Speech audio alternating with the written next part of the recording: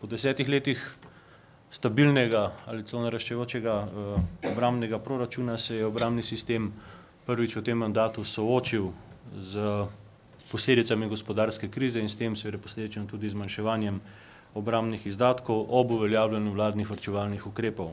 In Ministrstvo za obrambo je v celoti razumelo politiko vlade pri javnofinančnih izdatkih in seveda številke, ki so temu sledile, vam bom predstavil v nadaljevanju in če dovolite, mogoče malo monotona predstavitev in bom rajši vstal, da bom mogoče bolj plastično.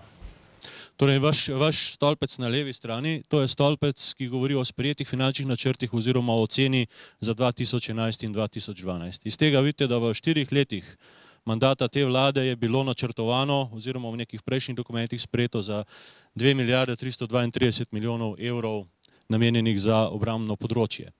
Končne številke so po naslednjih letih bistveno manjše. Tako je bil finančni načrt leta 2009 zmanjšan za 13%, za 2010 za 9%, za 2011 glede na oceno, ki je bila pred 2 letoma narejena, za 15% in 2012 za 16%.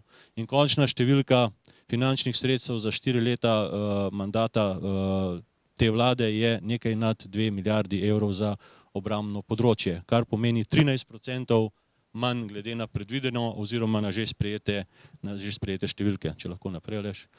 Tukaj je mogoče tisti del, ki je najbolj zanimiv in sicer sredstva za modernizacijo.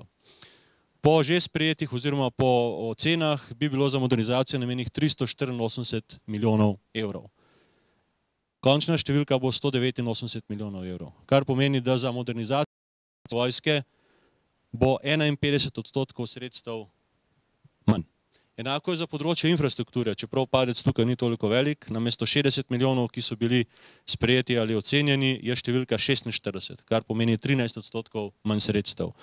In podobno usodo kot modernizaciji je sledilo tudi področje raziskav in razvoja, iz 59 na 26 milijonov ali 56% sredstev manj, kot je bilo predvideno.